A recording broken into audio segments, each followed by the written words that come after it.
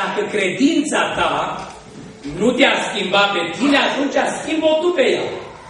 Aseară am spus la Hațec, vorbind despre un alt subiect, că sunt oameni destul de religioși ca să fie suficient de mizerabili.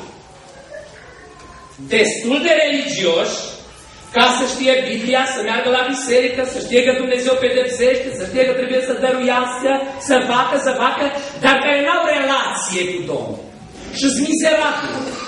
Pentru că e o corvoadă, e o luptă, e ceva care îi forțează cineva. Ori îmi place de cuvintele lui David care a zis: mă bucur când mi se zice haide la casa Domnului, picioarele mi se opresc, Ierusalim, eu te iubesc pe tine, iubesc casa lui Dumnezeu. Vreau să întreb, oameni buni, credința pe care voi o practicați, pe care noi avem, mi-a schimbat viața? Numărul 3. Cum începi, întotdeauna determină finalul. Cum începi, întotdeauna determină finalul. Și Domnul vorbește aici despre cele două case. Și vorbește că pe din afară casele arată la fel. Că ele arată frumos, bine pe din afară și că diferența la case nu este la acoperiș și nu este la zidărie, ci diferența, spune Domnul, este la temelie. Ascultați-mă bine. Toți care aveți o casă, poate aici locuiți unii la bloc, da, în viitor Domnul vă va da o casă. Spuneți amin. Vă poate da Domnul o casă. Dar are Domnul de unde? Noi am vrut astăzi, pe drum venind aici, asta e paranteză, nu trebuie să nici nu registrați nimic. În urmă cu 20 de ani am dus să cumpărăm un castel la Sint. Eu când m-am dus acasă la nevastă mea, i-am spus: băi, ce casă are Daniel, să vezi acolo. Dar nu m-am întrebat de fundație. Pentru că nu interesează pe om fundația, dar ceea ce ține casa e temelia. Amin. Și Scriptura spune clar, și îmi place ce zice Apostolul Petru când predică în fața cremei lui Israel. Și ăștia zic: măi, cu ce putere și numele cui? Și e ce s-o știți toți. Și s-o știe tot norodul lui Israel. Omul acesta se înfățișează înaintea voastră pe deplin sănătos în numele lui Iisus Hristos din Nazaret, pe care voi l-ați răstignit, dar Dumnezeu l-a înviat din morți. Și e viu Iisus. Când am fost în grădina mormântului, acum câteva zile în urmă, am sunat-o pe soție, a răspuns și am zis: Nuța, e gol. Și am oprit. Și am încercat, tot mă suna și eu n-am mai răspuns. Și după o vreme, când am mai vorbit cu el, zic: ce ai vrut să spui? Mă ții pe jar acum, ce ai vrut să spui? Am zis: e gol mormântul lui Iisus. O știam asta. Pentru asta m-ai sunat, ai mai consumat treaba. Da. Noi știm că Domnul Iisus e viu. Noi știm că El trăiește, nu doar că L-am văzut mormântul gol. El trăiește în inimile noastre. El este fundamentul credinței noastre. În El, dacă rămânem zidari, vreau casă, am. Fiecare vrea să-și facă o casă. Ambii lucrează. Pentru că, dragii mei, lăsați-mă să vă spun, tineri și vârstiți care sunteți aici, oricum lucrăm. Oricum lucrăm. Că fiecare stăpân vrea ca angajații să lucreze. Numai unii din biserică sunt așa de leneși că dacă ar lucra la un patron cu procentul cu care lucrează în biserică, nu i-ar plăti și i-ar da afară. Dar sunt membri biserică. Eu m-am gândit de multe ori, dacă patronul, stăpânul, angajatorul meu m-ar urmări în biserică și ar urmări pe alții cum vin. Alții, când i-am mai întrebat, de ce nu vin la biserică? Pentru că asta ține de concepția, de temelia pe care o ai tu, că Domnul a zis în Evrei 10 cu 25, spune scriitorul, să nu părăsiți adunarea voastră. Și am întrebat pe cineva: de ce n-ai fost la biserică? O familie care îmi permitea și chiar nu-mi permit și să mai supără alții pe mine, eu spun că asta e slujba mea, să îi iau la rost, să-i vorbesc, că trebuie să veghem unii asupra altora. Și a zis: frate păstor, am avut musafiri. Și am zis: duminică după masă, la ora 5 musafiri? O zis: da, o venit directorul, bărbatul meu și medicul de doctorița de familie, sunt așa. Dar zic că ăștia știu că voi sunteți pocăiți. Și da. Și voi nu le-ați spus că avem slujbă la biserică. Păi, cine o rușine să le spun? Păi zic că mai vin și duminica la altă și în continuare. Ia dacă voi le spuneați, oameni buni, mulțumim că ați venit, dar duminica, acum la 5, noi mergem la biserică. Veniți cu noi sau nu? Pentru că scrie aici în carte, Domnul Iisus a zis, căutați mai întâi împărăția lui Dumnezeu. Vreau să vă întreb, cine vrea în seara asta să-și ia angajamentul ăsta? Mai întâi împărăția lui Dumnezeu. Să ridice mâna. Fiți atenți, vă vede Dumnezeu. Și cine nu ridica mâna vrea să-i spună Domnului, vreau întâi împărăția lui Dumnezeu? Am întâlnit pe altcineva care au zis, nu pot să mă duc pentru că știi, mă dor șoldul. Eu sunt bolnavă, stau rău pe scaun și așa. Și am zis, dar foarte dumneata ai slujbă, lucrezi. Și am zis, da, frate, păi tocmai de-aia. Căci eu lucrez 6 zile pe săptămână. Și duminica așa de obosită nu mai pot. Și am dat dumneata la servici. Stai tot pe scaun? Am zis, nu, umblu. Pentru probleme pentru care la biserică nu vii duminica, te duci 6 zile pe săptămână la lucru. Cu aceleași probleme. Și se poate. Și la biserică nu. Care-i temelia ta? Îl iubești tu atunci pe Dumnezeu? Îl iubești cu adevărat pe Dumnezeu? Păi știți, dragii mei, eu dacă aș căuta, ascultați-mă bine, prieteni, dragi oameni, dacă eu aș căuta o biserică în care să mă mut, dacă n-aș avea o biserică, eu m-aș uita după o biserică în care oamenii merg la biserică. În care oamenii sunt prezenți. O biserică în care oamenii să se iubească. Știți, nu știu dacă v-am spus aici, dar când David Livingstone s-a dus în Africa și a predicat acolo la sălbatici, dar înainte de a ajunge acolo, când a ajuns la mal și a văzut pe portughezi, pe spanioli care îi duceau pe vieții negri ca să lucreze în Africa, i-a eliberat. Și la un moment dat, după ce le-a zis, mergeți acasă, uite, la liziera pădurii, femeile voastre, copiii, mamele, plâng că nu vă mai văd niciodată. Mergeți înapoi acasă, îmbrățișați, lucrați, faceți. Sunteți liberi. Și au plecat oameni.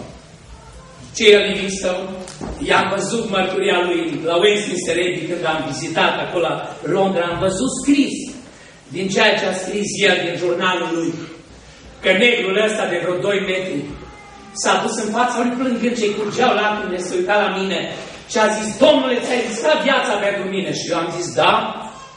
Și sunt dator. Și a zis, nimic. Dar, Domnule, puteai să mor, dar zice Livingstone, dar pentru mine a murit cineva, Domnule. Și ce sunt dator pentru ce ai făcut? Și a zis, nimic, du-te acasă, nevasta, uite și ea acolo te așteaptă, mergeți acasă. Și a zis negrul ăsta, Domnule, eu nu mă pot duce acasă.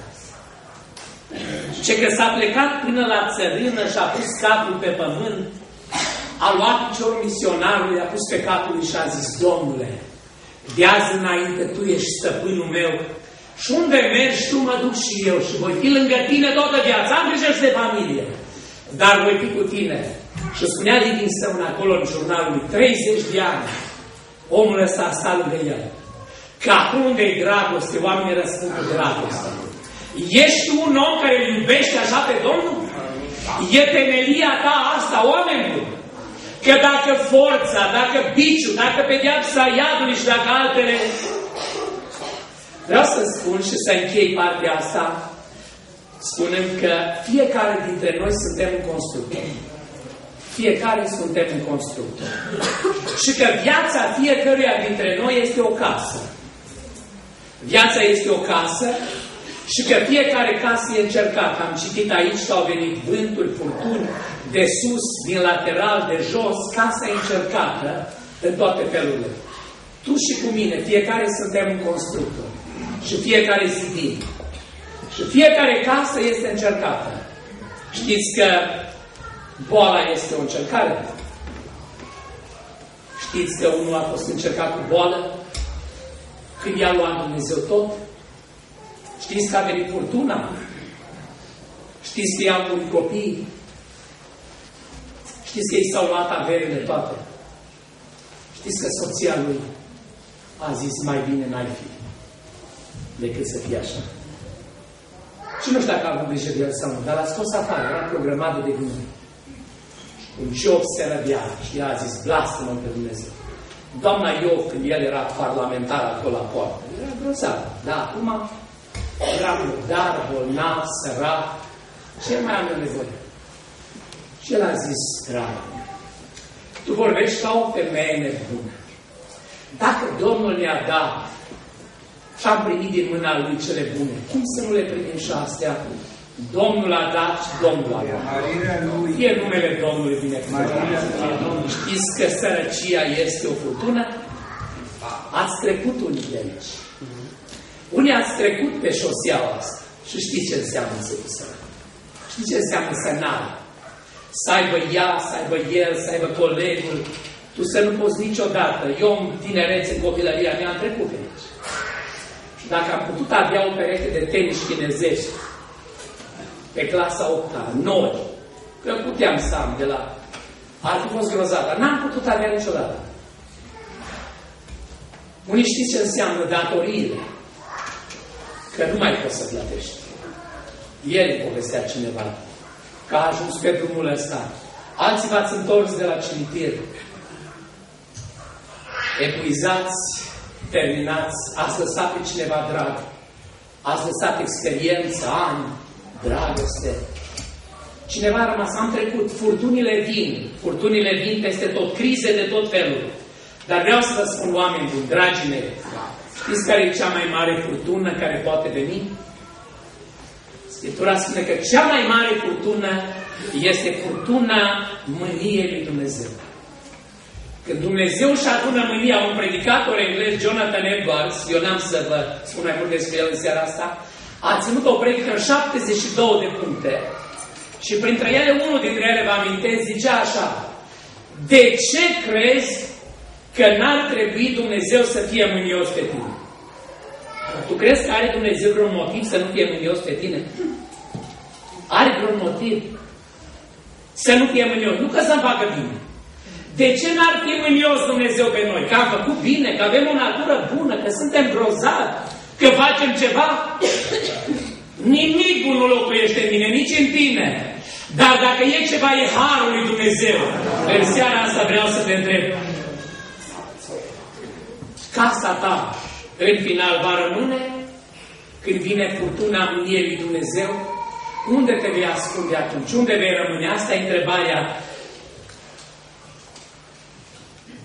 Cum începi, determină sfârșitul. Și eu aș vrea să închei în momentele acestea cu următoarea afirmație pe care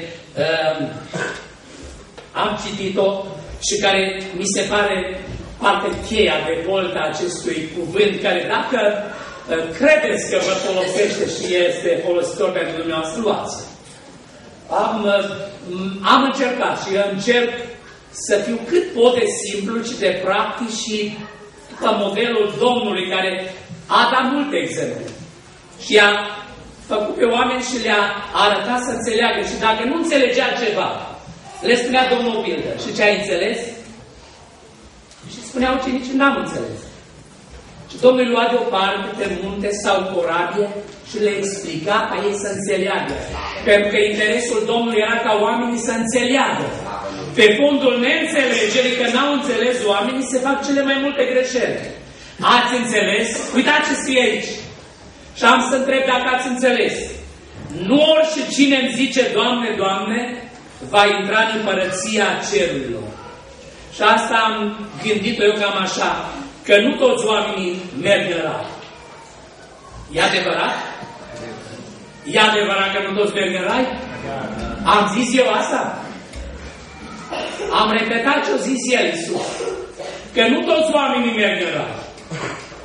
Matei 22:14 spune Domnul Iisus: mulți chemați, dar puțini aleși. Matei 13 spune Domnul că neghina și grâul sunt împreună. Și la sfârșit vor veni secerătorii. Știți cine seceră acolo? Plângeți. Slăvit să fie Domnul. Că nu ne pune pe noi. Nu-i biserica voastră, nu-i Sfântul Cutare. Când am fost în Israel, cineva mi-a zis: Doamne, vrei să spun un secret? Am zis: spune. Zice, aici în Capernaum am fost la ruine, zice, casa lui Petru. Ce vrei să spun mai mult, dar ce să nu o spui așa ca să supere ceva? Zice, nu. Zice, aici e casa soacrei lui Petru. Și am zis, da, știi că Petru avea soacră. Și ea zicea, dar știi că Petru a fost primul papă?